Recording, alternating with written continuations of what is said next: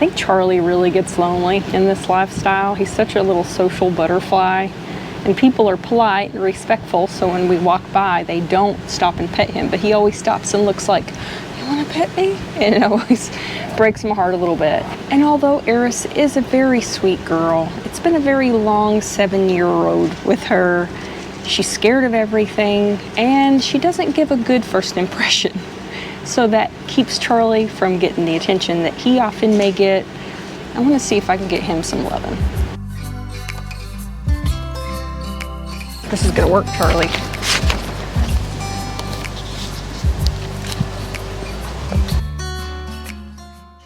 Well, this sign's misleading.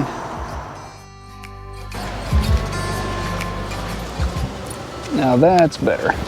Come here, I pet you. I pet you, come here. Oh yeah, you're really starved for attention. He's a good boy. He's a good boy. He's daddy boy. Join us on the journey this week as we finally make our way to Pennsylvania.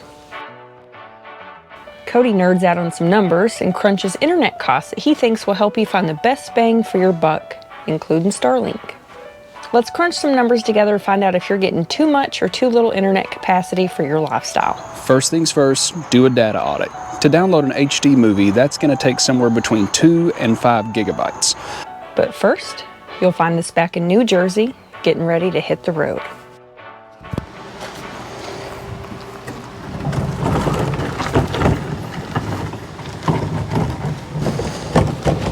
Good morning. It's Labor Day, so happy Labor Day to you guys out there. I'm gonna go out and run 2 trips with the honey wagon, get some of this water off because it's travel day, and we gotta go.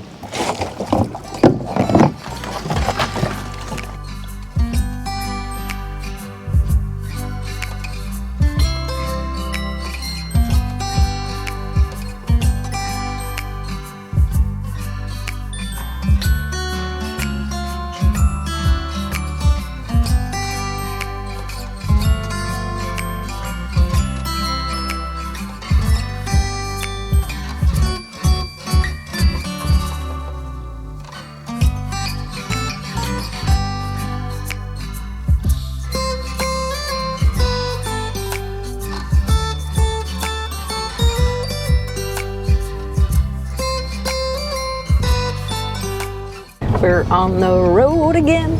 Yeah, we're going inland just a little bit. If you guys missed the last few episodes, we were in Virginia Beach, and then we went to, I'm gonna get it out of order, where'd we go? We went to Delaware. I didn't know there was a quiz. I have to reference my calendar. We went Virginia Beach, which was mostly a rain out. Then we went to Delaware, which was incredible. And now we're leaving Cape May, New Jersey. So we're going inland. You think you're gonna miss being right near the ocean and having close beach access? It's always so pretty, but with beaches come people. And I can do so much of that before I need to get away. Yeah. Yeah, I like people, but crowds and traffic, it just kind of takes away from the experience sometimes. Yeah, and Cape May Courthouse was beautiful. It was great, but it got to the point after a few days, it's like, do we really have to leave camp? Because the traffic was just crazy.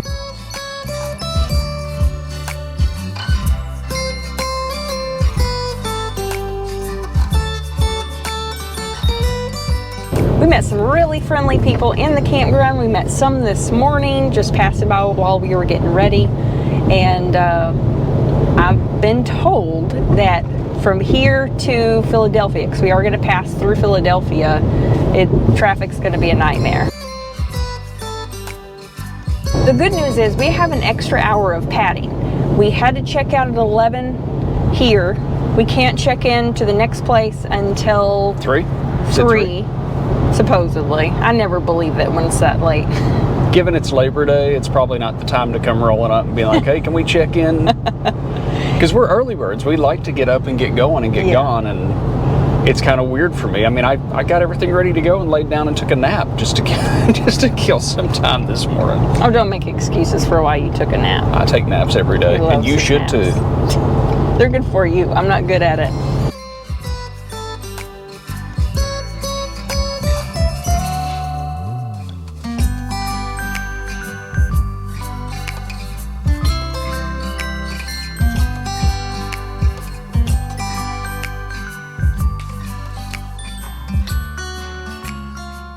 So our GPS is telling us that we are going to arrive an hour early. Our process is let's get past the crazy stuff, get real close to camp, and see if that's actually true or if traffic's going to eat up that entire hour.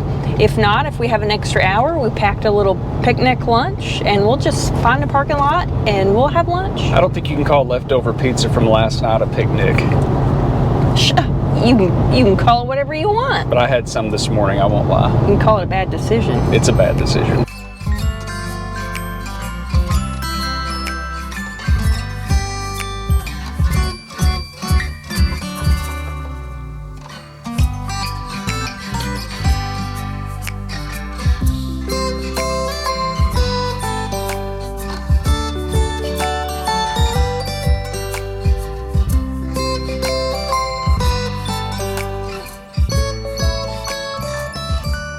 Once we get through all this, we'll sit down and go through how much money we spent in tolls and share that with you guys just for planning purposes.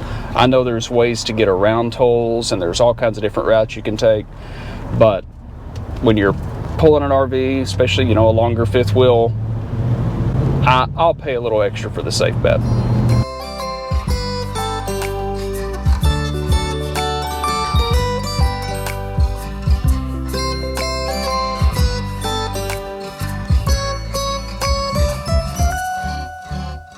Most of the traffic hasn't been too bad, maybe slowdowns, but there's a couple people that are just trying to wreck. Yeah, left lane ended way back there, and they just kind of drive through what would normally be the ditch or the shoulder. And then panicking that they get squished.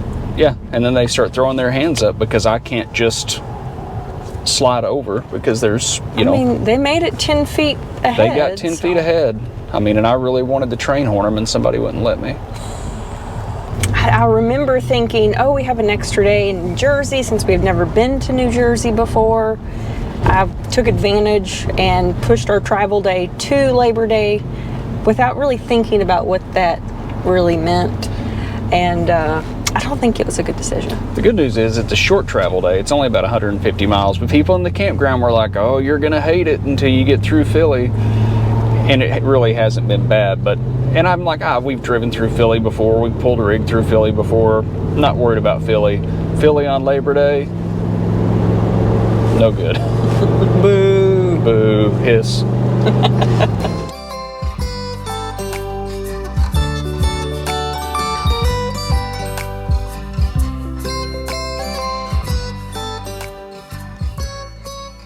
I know a lot of you guys have been reaching out in the comments and asking for updates on the truck. The last time we kind of chatted about it, I had gotten some advice online that maybe the truck had adjusted to having a misfire, and then we corrected the issue and it had to readjust, for lack of a better term. These sensors on these trucks are crazy. They're always learning. And so I went in and did the PCM reboot like I was advised to, cleared all the codes out, and we added that seafoam in there and ran it through about a half a tank of premium gas just to make sure if it was a fuel issue, hopefully we've resolved it. But we're almost done with this trip today. No issues, no misfires, no strange noises, no check engine lights. Decent fuel economy. I think we're a little over 8 right now, which is good in my book with all the stop and go traffic we've done. So there's your Super Duty update as we approach 100,000 miles. Keep trucking, Big Blue.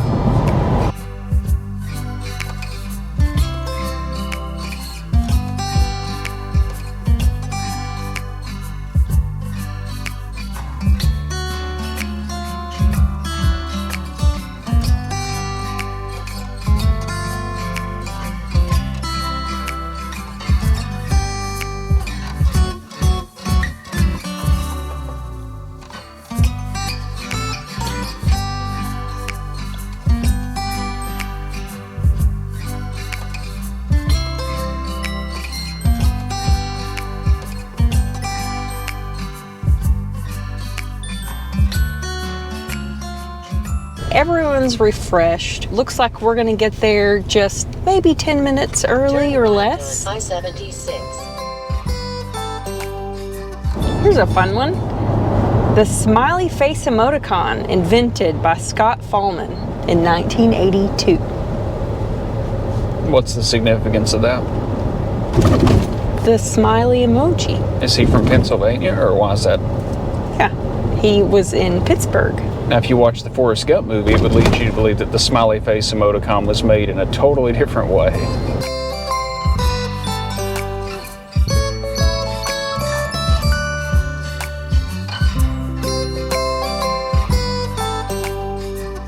I bet you don't know this one.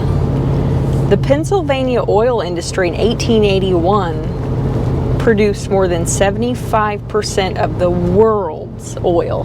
Really? Out of Pennsylvania? World. I would not have expected that.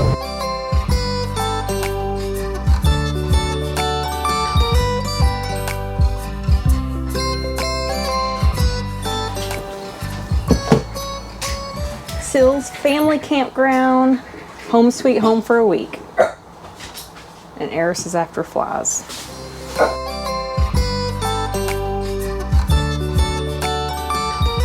Something I always do when I land is find north and figure out where I'm going to put my Starlink.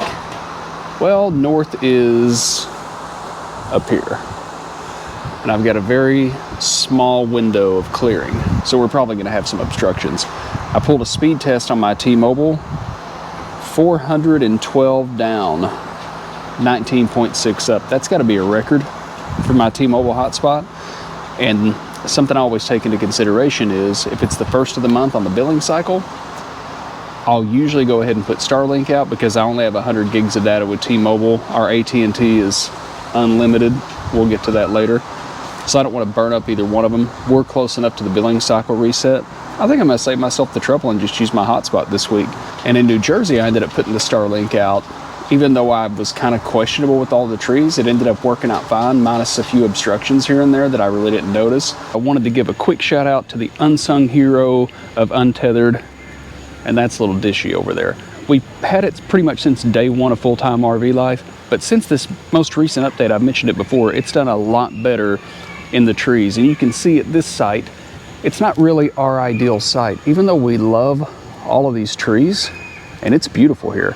I didn't set up Starlink when I got here because I thought, no way. So I've had AT&T forever, and I'm ready to fire those guys tomorrow because it seems like no matter where I'm at, the cell service is horrible. We have the T-Mobile hotspot. It's horrible here, and it has varying results, but I couldn't even work, and I work on like an ancient AS400 green screen, low data platform for my work. So I drug it all the way out here from the trailer to here. I have nearly used all 50 feet, and luckily I have this unoccupied tent site. It's pulling about 60 megs down and 16 up, which is more than anything I need, and especially for being here in the trees, I couldn't be happier. But in New Jersey, we had nothing for cell service. I couldn't even work. So luckily Starlink came in the clutch on that. But here we got great cell service, so one less thing to put out in the setup process. I didn't do a flush because we weren't on full hookup, so I was thinking I'd go do all my dumping and flushing and kind of refresh everything, and then we can have dinner and just kind of check the park out and take it easy. Sounds good to me. I like the way you think. We'll see you tomorrow.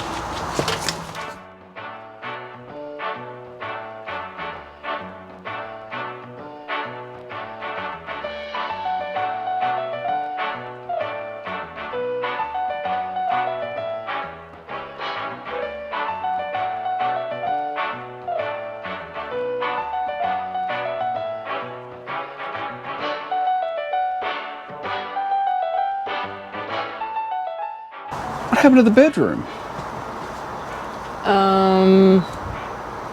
It was bugging me. I'm gonna need you to get rid of half your stuff. Whatever. So let's talk about what it costs to have internet on the road. Everybody's needs and situation are different.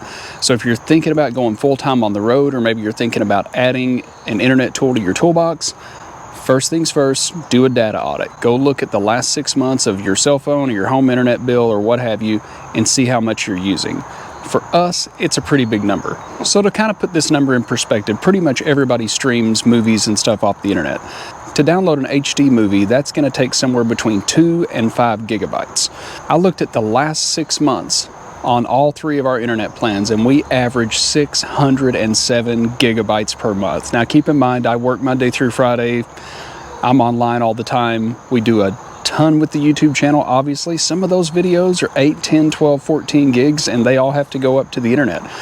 That all goes into our data spend. So if you're a data hog like us, this is where I think Starlink is extremely attractive. For us, our Starlink plan's $150 a month, and that sounds expensive, and it is, but it's unlimited.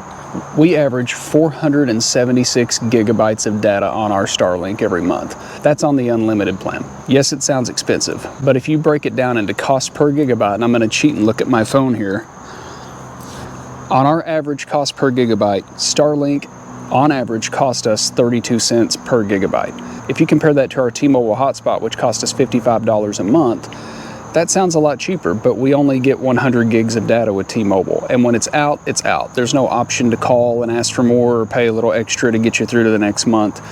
It's 100 gigabytes and done. Assuming we use 100 gigabytes, T-Mobile cost us about 55 cents per gigabyte for those 100 gigs. If you can get by on 100 gigs, that's a great option, because any unlimited plan like Starlink obviously gets cheaper the more you use it. But with our T-Mobile, we only average about 45 gigs a month, so we never really use it all. For how much we use T-Mobile, it's costing us $1.23 a gig, which is pretty pricey. AT&T's kind of a different story because we have 2 phones and an iPad on there, and on average we use about 87 gigs per month. We're on the road a lot, we're streaming podcasts, we're watching movies at the gym while we're running and things like that. We use it a lot. And if you look at our average with AT&T, that comes out to about 38 cents per gigabyte. There's a couple of caveats to that though. That's a total phone plan, so we have phone minutes and texting and everything's kind of balled up into that. It's also considered unlimited, but once you get over a certain amount of usage, and I forget how much that is, AT&T will throttle you. And when they throttle you, your stuff is basically useless. So for us on the road, Starlink is an absolute must. There are weeks when we're in the trees, like now, and we're relying on T-Mobile, and that's great. But for full-time use, Starlink's a lot more cost-effective than you think, because the more you use it, the cheaper it gets. So let's do a real quick rapid-fire pros and cons of each thing.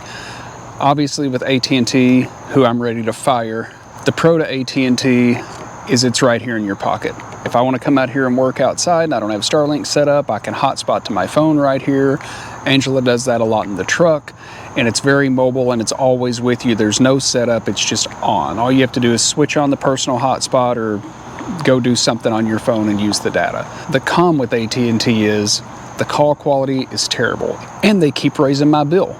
Literally in the middle of shooting this video, I got an update that my bill's going up another $20 a month for no reason whatsoever.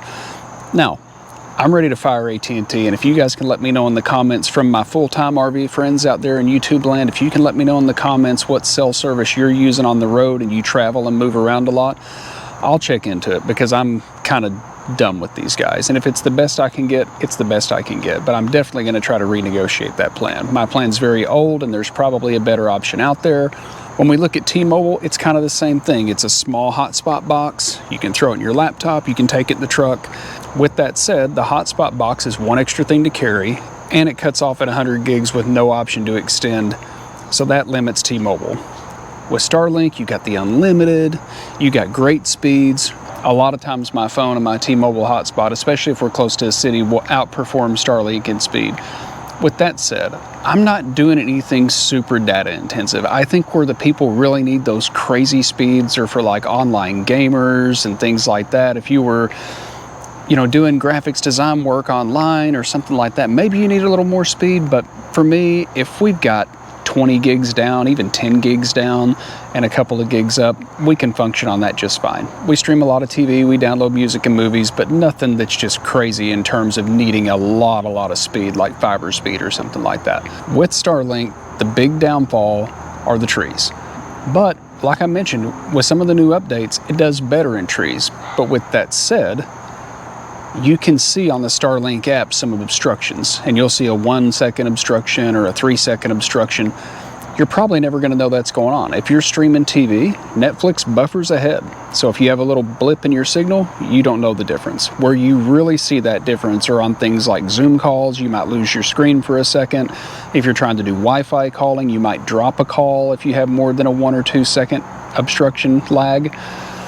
But overall, Starlink's an excellent system. But I would definitely say that even though Starlink is expensive on the front end with equipment and the price tag's high on the monthly fees, if you use it a lot like we do, it's absolutely worth doing, because you'll find it will probably be cheaper per gigabyte than anything else out there. I don't know that for sure, but as far as what we do and what we've checked into, it's our cheapest option for internet.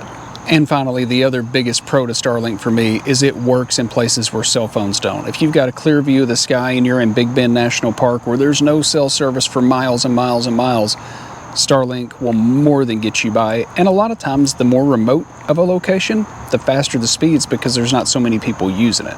So I'm definitely not the guy to tell you what to buy or how to spend your money on internet. I just wanted to give you a little insight after a little over 2 years experience with all of these services. We're not sponsored by anybody. This is just to share information and hopefully generate some activity in the comments to where we can see what's working for you guys. There may be a better way, and if so, I'm willing to try just about anything to get away from AT&T at this point.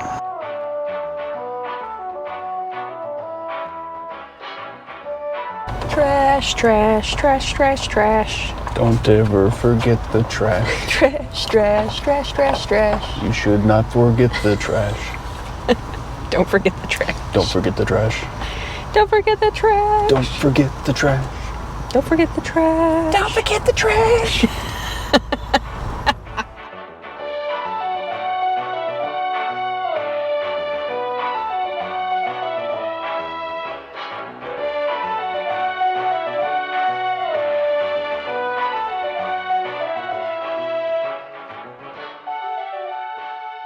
There seems to be a lot of things to do in Redding, PA, which is less than 20 minutes from where we're staying, but most of it's closed. They have a lot of museums and architecture. They do have a hawk sanctuary. You can go up to the mountain and see all kinds of birds of prey, I guess. But this one's been on my list for a while, so it was worth the drive just to come see it. Built in 1908. It was originally supposed to be part of a luxury resort and restaurant, and I guess something fell through with it. They donated it to the city. Now it's a museum, so if they're open, you can walk all through a lot of it. And they're open during my work hours. Like everything else.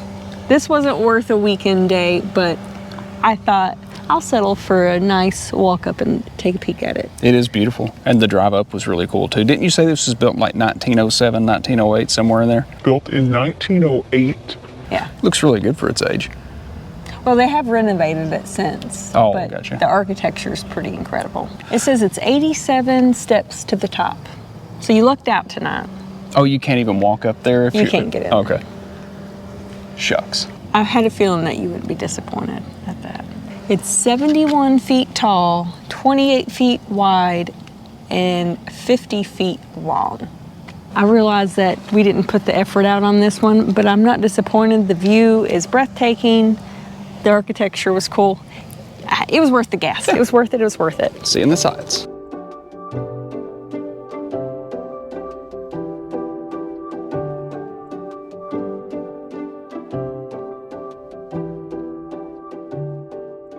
What's he dragging? He's got a brake start. The Philadelphia City Hall was the tallest habitable, am I saying that right? Habitable? I don't know. I can't read it. Spell Like it. habitat. Habitable. Habitable. Where'd all my facts go? All three of these. I just wanted to give well, we're being stared at. Speaking of weirdos. I don't care. Are you uncomfortable? No, I just. You want me to stare? I'll stare back at him.